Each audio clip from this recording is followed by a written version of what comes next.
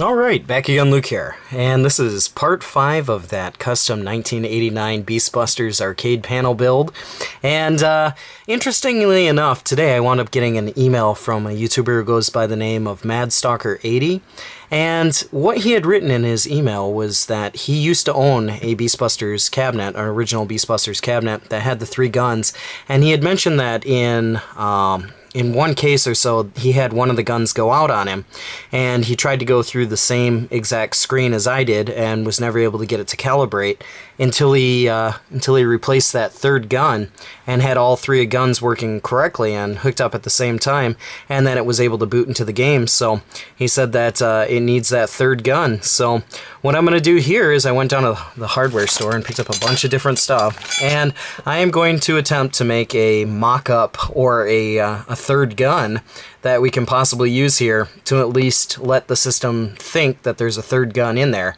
And yeah, hopefully be able to get this thing to work. So first stage here, as you can see, just a bunch of parts. I'm going to use my small piece of wood here and try and see what I can get working. So that's the first step, and that's where we're at right now. So I'm going to get on this, and we'll put up some videos along the way. So I'll be back in a little bit. Alright, so I figured I'd show you guys a little bit of an update here. I'm still in the process of trying to get everything situated, but I was able to get the top part so far mounted on here, and I have one of the pots in there as well. This thing's all situated in there, so that's ready to go. It's got a bearing in there and some other goodies. Just trying to make the best of what I've got.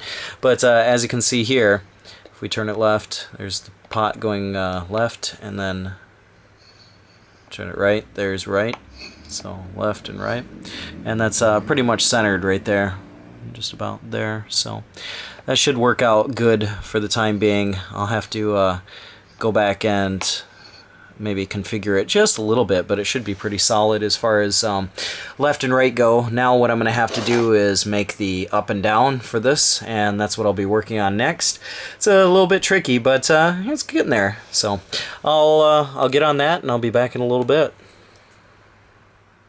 Okay, so as you can see here, this is the bottom part of an old Famicom that I had as parts. The bottom part of it was actually cracked here, so it's not one that I took apart, and decided to destroy. This one actually does have a crack on the bottom of it, or did have a crack in the bottom of it. And what you'll see here is there's a cutout. What I had to do in order to kind of make this gun up is I needed another gear, and that gear is this. This is the original gear that was off of one of the other guns. So what I did is I took this one off, I put it down here as a template, and I drew it out, and then I cut it out with my Dremel tool. Now the most challenging part here was obviously going to be cutting the teeth out, which I was able to do, so I cut the teeth out of that, and I got another gear. This gear goes on the bottom here to control the pot for left and right, and then there's another one that's on the side to control up and down. So I got that cut out, and a lot of work later, and a lot of parts and kind of creative thinking later. We have this monster here. This is Beastbusters gun number 3. So it looks a bit rough, probably. I mean, I don't know. I guess it depends on who's looking at it. But this setup here is, yeah, it's all rocking and ready to go. What I did is took a couple of angled pieces here, put a piece of wood in the middle to keep these things spaced out, and just painted it black just for the time being.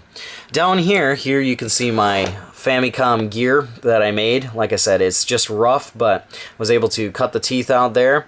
And with this top pot here, you can see there's a black line here. This was just to have it lined up, so you can see that is basically pretty straight there.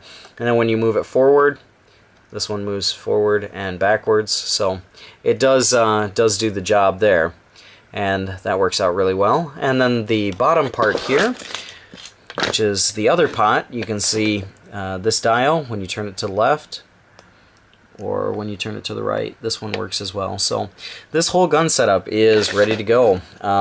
It just needs to be wired up, and it will serve the same function, and it will do the same thing as the other 2 guns that are up there. I'll just have to put a micro switch up here for the trigger, and I'll have to wire these pots up to a connector. But other than that, I mean, unless I want the bomb here, but I'm still trying to test out and see if we can get this thing to fire on, so not going to be too picky, just need the basic essentials. But I wanted to have something that wasn't going to throw up an error. You know, I didn't want to just put a couple of pots on some wires and then just decide to hook it up and see what I could get.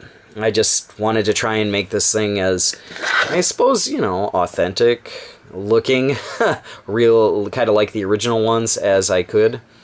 So, and this is exactly the same as the other ones, you know, minus the crude build on it, but the functionality is going to be exactly the same. It won't be any different here, so. But that's where we're at. Just need to wire this beast up, and then we can get to testing and see if it changes anything. Hopefully it will, and be nice. And if it did, in worst case scenario, somebody could always use this one as a gun. It's not going to be able to take the wear and tear as the other ones will, obviously, because I'll have to put some kind of shims in here. I ran out of nuts and bolts that I could use to kind of shim this up. Well, actually, no, maybe I didn't.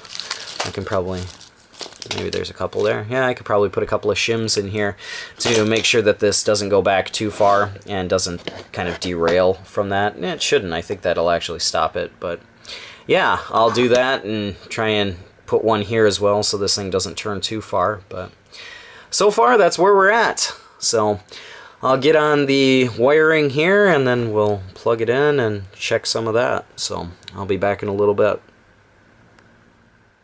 Alright, so after a lot of building here and some wiring, here's the way that the third gun came out. I have all of the wires connected on the pots here. I've got two wires here that are just hooked up for the trigger.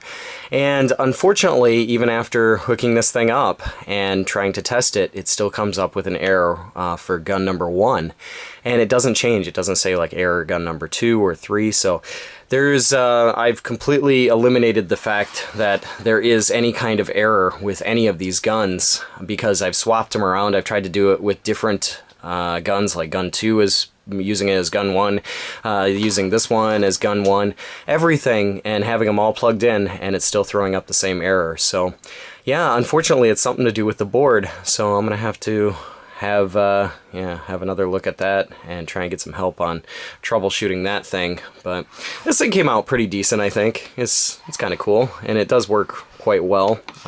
There's no tangling of the wires here. That's the max it'll go right. That's the max it'll go left, and then the up and down. I think this is a pretty cool build for, you know, just a first time trying to mimic as much of this as I could, you know, as far as the way this works here. And funny enough, you know, these ones are still a little bit wobbly, but this one's actually pretty solid, so it works out really, really nice. And I'm thinking that I can use this one for maybe another shooting gun or something. I might even try to go back and give the Biohazard or Resident Evil setup another try. But I really want to get this thing fixed. The biggest problem now is just dealing with the circuit board, because there's something wrong there with one of the components there. But this thing, yeah, there's nothing wrong with this. It's pretty nifty. So figured I'd give you guys yet another update as to what's going on here, let you guys see what I've been up to for the last few days. This is all I've been trying to do, is make up this gun here from scratch. I mean, yeah, a lot of parts and just you know, just an idea in mind, no schematics to go by, just going by basically this and whatever creativeness I could come up with to get this thing to work, and it seemed to work out all right. But yeah, so here ends part 5 of the never-ending, what seems to be continuing forever saga in the Beastbuster gun series. Hopefully eventually we'll be able to get this thing sorted out and do some gameplay on it, but until that time I suppose we'll end it here, and we'll come back and take another look at it when we figure something else out. But yeah, that's about all for me for right now. Like always, I'll put up another video here soon, so thanks for watching.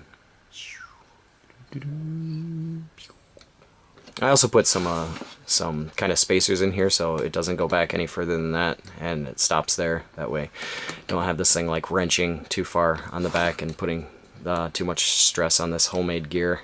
So it stops right where I want it. So good little gun setup.